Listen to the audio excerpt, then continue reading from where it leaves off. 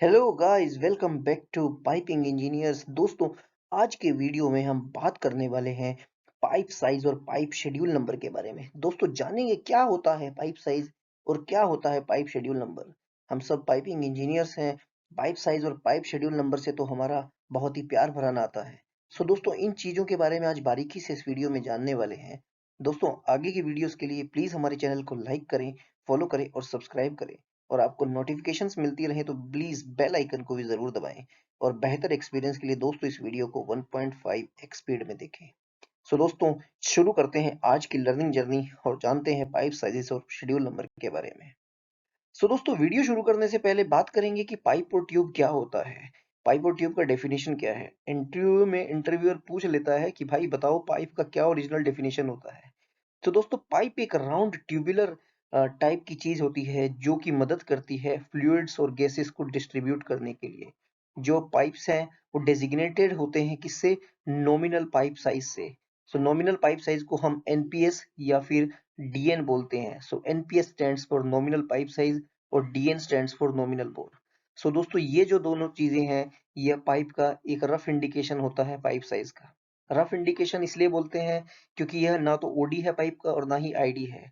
But इसी NPS और DN से ही आपके पाइप को बाइंग की जाती है।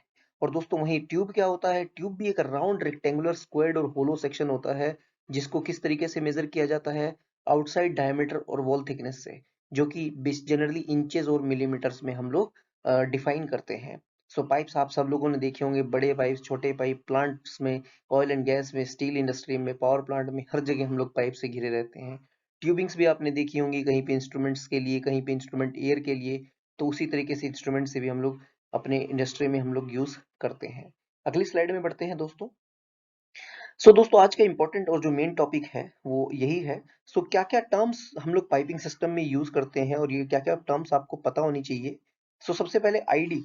सो दोस्तों, आईडी क्या रिप्रेजेंट करता है। ID stands for your inch diameter, inside diameter, sorry माफ कीजिएगा। ओडी, ओडी स्टैंड्स फॉर दोस्तों your outside diameter. Inside diameter हो गया मतलब पाइप का अंदर वाला जो डायमीटर होगा वो ये वाला जो पोर्शन है, that is your inside diameter. Outside diameter क्या रहेगा दोस्तों, जो पाइप का ये आउटर वाला पोर्शन है, जो ये रेड कलर का जो डायमीटर है, इसको बोलते हैं आउटसाइड डायमीटर। एनपीएस क्या होता है दोस्तों, एनपीएस और नॉमिनल बोर। सो एनपीएस और नॉमिनल बोर दोस्तों एक इमेजिनरी लाइन होती है, एक इमेजिनरी डायमीटर होता है जो कि पाइप साइज को रिप्रेजेंट करने के लिए काम आता है। ये कहीं पे भी आप एनपीएस को एज सच पाइप में मार्क नहीं कर सकते। सो आप ये ओडी और आईडी के बीच में एक डॉटेड लाइन जो इस सर्कल में आप देख पाएंगे, यह दोस्तों आपका एनपीएस है। सो और एनपीएस या फिर नॉमिनल पाइप साइज या नॉमिनल बोर है। सो दोस्तों, एक जनरल एक ट्रेंड है, NPS equal to and above 14 inch के जो पाइप्स होते हैं वहां तक, 14 इंच के पाइप का वहां तक जो डायमीटर है, यानी कि जो आउटसाइड डायमीटर है और नॉमिनल पाइप साइज है, वो दोनों मैच नहीं करते हैं। जनरली आपका outside diameter up to 14 inch diameter बड़ा रहता है, लेकिन 14 इंच के साइज के ऊपर दोस्तों क्या होता है, आपका नॉमिनल पाइप साइज और आउटसाइड डायमीटर बराबर हो जाते हैं। लास्ट की स्लाइड में टेबल में आपको यह डिफरेंस बताऊंगा। इंटरव्यूअर का बहुत ही फेवरेट क्वेश्चन है ये, कि किस डायमीटर के ऊपर एनपीएस और आउटसाइड डायमीटर पाइप का इक्वल हो जाता है। एग्जांपल के लिए दोस्तों, एक डीएन 200 का पाइप है। डीएन 200 के पाइप को आप सब लोग जानते हैं, हम लोग 8 इंच का एनपीएस से डेजिग्नेट करते हैं मार्केट में जब हम खरीदने के लिए जाते हैं। सो और जो 200 डीएन 200 का जो पाइप है उसका आउटसाइड डायमीटर होता है दोस्तों 219 mm। अगर आप 219 mm को इंच में कन्वर्ट करते हो तो 8.625 इंच आएगा, जो कि मैंने आपको बताया है क्योंकि ये 14 इंच से कम साइज है। आउटसाइड डायमीटर एनपीएस के इक्वल नहीं होगा। वहीं अगर 14 इंच के ऊपर का पाइप हो जाएगा तो आउटसाइड डायमीटर और एनपीएस दोनों बराबर हो जाएंगे। और दोस्तों, इसी में थिकनेस जो अगर आप शेड्यूल 40 के पाइप की देखेंगे वो 8.17 mm है एज पर एस में 36.10। और आईडी जो आएगा दोस्तों, टू 200 ओडी माइनस 2टी, ये जो आपका आईडी का फॉर्मूला होता है, बेसिक बेसिक मैथ्स का फॉर्मूला है। सो इससे आपका आईडी कैलकुलेट हो जाएगा। अगली स्लाइड में बढ़ते हैं दोस्तों। हाँ, सो पाइप शेड्यूल क्या होता है दोस्तों। पाइप शेड्यूल की बेसिक डेफिनेशन क्या है। हम सब बोलते तो हैं कि शेड्यूल 40 का पाइप, शेड्यूल 20 का पाइप, शेड्यूल 80 का पाइप, शेड्यूल 60 का पाइप, लेकिन पाइप शेड्यूल होता क्या है। सो दोस्तों, शेड्यूल नंबर डिराइव किया है modified Barlow's wall thickness formula से। और इसको कैसे डिफाइन किया है, schedule number is equal to 100 into P by S. जहाँ पे पी क्या है, पी है आपका सर्विस प्रेशर इन पीएसआई, मतलब आपका जितना भी डिजाइन प्रेशर रहेगा जो तो उसके हिसाब से आप लोग सर्विस प्रेशर को डेजिग्नेट करते हैं, दैट इज इन पी। और एस है आपका allowable stress in PSI. So allowable stress in PSI दोस्तों एस है। और इन दोनों की मदद से ही हम लोग वॉल थिकनेस डिफाइन करते हैं, क्योंकि ये दोनों इंपॉर्टेंट चीजें हैं। इसी के हिसाब से ही मेरे को पाइप का थिकनेस लेना पड़ेगा। जब आप पाइप साइज का थिकनेस भी कैलकुलेट करते हैं, तो जब आप 36.10 वगैरह रेफर करते हैं दोस्तों, तो वहां पे आपको अलाउेबल स्ट्रेस की values as per the material, as per pressure और टेम्परेचर चेंज होती हुई दिखती है। सो ऐसे जैसे जैसे शेड्यूल नंबर दोस्तों बढ़ता चला जाता है, वैसे वैसे पाइप की थिकनेस भी बढ़ती चली जाती है।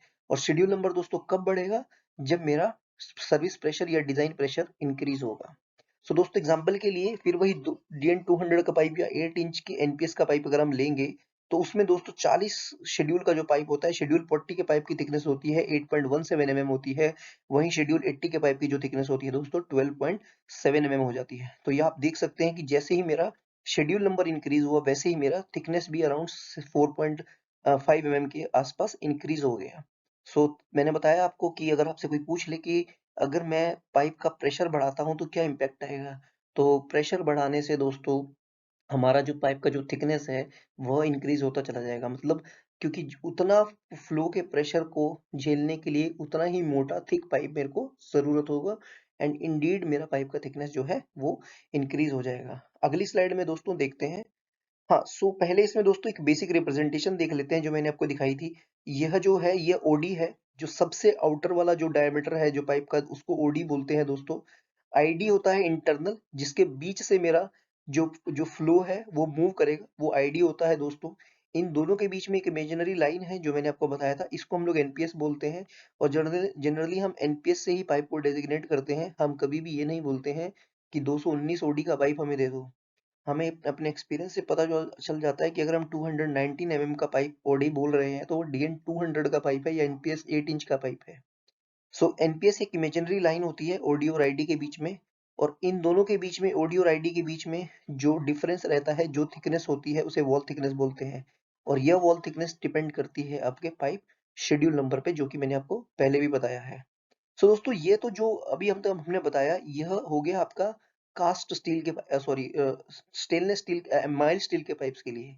तो अगर आपसे कोई पूछे कि मेरे पास स्टेनलेस स्टील का पाइप है, उसकी थिकनेस हम कैसे डिराइव करेंगे, सो दोस्तों एस में भी 36.10 जो होता है वो रॉड स्टील को कवर करता है, और कार्बन स्टील और रॉड स्टील को कवर करता है। लेकिन जो 36.19 होता है दोस्तों, वह स्टेनलेस स्टील पाइपिंग कंपोनेंट्स को कवर करता है। तो अगर आपका पाइप स्टेनलेस स्टील का है, आपकी सर्विस स्टेनलेस स्टील की है, और आपको उसका शेड्यूल नंबर निकालना है, तो दोस्तों आपको एस में भी 36.19 रेफर करना पड़ेगा। लेकिन क्या होता है, जनरली अगर आप नेट पे भी देखोगे या फिर अगर आप कोई टेबल देखोगे, तो आपको कंबाइंड टेबल मिल जाता है 36.10 और 36.19 का, जैसे कि ये शो किया हुआ है।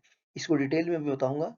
तो क्या होता है डिफरेंस दोस्तों, अगर जो जो सेम टेबल में कंबाइन किया जाता है, तो अगर आप शेड्यूल नंबर के पीछे एस लिखा हुआ देखेंगे, जैसे कि आप यहाँ देख सकते हैं, ये लिखा हुआ है शेड्यूल 5S, यहाँ पे लिखा हुआ है दोस्तों 10S। तो इस एस का मतलब है कि यह वाला जो टेबल है, यह वाला जो कॉलम है, इसमें जो थिकनेस मेंशन करी हुई है, वह स्टेनलेस स्टील के पाइप के लिए है। और जिसके पीछे कुछ नहीं लिखा है, जैसे यहाँ पे 10, 20, 30 लिखा हुआ है, सो दोस्तों यह रॉड स्टील या कार्बन स्टील के पाइप्स की थिकनेस है। तो आप इस तरीके से इस टेबल को देख सकते हैं। S represents stainless steel pipes. Stainless steel की थिकनेस के लिए आप लोग एस रेफर करेंगे, और जिसके पीछे एस नहीं लिखा हुआ है, वो आप नॉर्मल जो आपके पाइप्स होते हैं, कास्ट आयरन के पाइप्स होते हैं, माइल्ड स्टील के पाइप्स होते हैं, उनके लिए थिकनेस रेफर करेंगे। दोस्तों सेकंड चीज जो मैंने आपको पिछली स्लाइड में बताई थी, अगर आप देखोगे यहाँ पे एनपीएस लिखा हुआ है 14 इंच, और दोस्तों ओडी है 355.6। तो जब आप 355.6 को इंचेस में कन्वर्ट करोगे, तो वो अराउंड 14 इंच के लगभग ही आएगी। और इसका इससे क्या क्लियर हो जाएगा कि एनपीएस जो है वो आपका ओडी के इक्वल होता है, किस साइज में, 14 इंच एंड अबोव के पाइप्स में। 14 इंच एंड बिलो के पाइप्स में वो इक्वल नहीं होता है। और आप यहाँ इस टेबल को कैसे पढ़ते हैं, एक एग्जांपल आपको मैं बता देता हूँ। लेट से हम 4 इंच का पाइप ले लेते हैं, जिसका जो ओडी है वो 100 है, यानी कि डीएन 100 का हमने पाइप अगर हम दोस्तों लेते हैं, तो उसका अगर शेड्यूल नंबर आप देखोगे, तो शेड्यूल 40 यानी कि शेड्यूल स्टैंडर्ड में 6.02 mm थिकनेस है दोस्तों। जैसे ही उस पाइप को हम शेड्यूल 80 में चले जाएंगे और एक्सेस में चले जाएंगे दोस्तों, तो थिकनेस जो है वो आपकी इंक्रीज होती चली जा रही है। सॉरी 8.56 है उसकी थिकनेस, तो वो थिकनेस जो है आपकी विद शेड्यूल नंबर इंक्रीज होती जा रही है। मैंने ये आपको पिछले स्लाइड में एग्जांपल में भी दिखाया था। दोस्तों एक्सेस का मतलब होता है एक्स्ट्रा स्ट्रॉन्ग, अगर कहीं पे एक्सेस लिखा आ जाए, और डबल एक्सेस का मतलब होता है एक्स्ट्रा एक्स्ट्रा स्ट्रॉन्ग। तो बेसिकली यह सब जो पाइप का शेड्यूल नंबर है वो आप सेलेक्ट अपने प्रेशर, डिजाइन प्रेशर के हिसाब से करते हैं। तो आशा करता हूँ आज के वीडियो में आपने शेड्यूल नंबर कैसे देखते हैं और कैसे स्टेनलेस स्टील के पाइप के लिए शेड्यूल नंबर सेलेक्ट करते हैं, नॉर्मल पाइप के लिए सेलेक्ट करते हैं, सीखा होगा।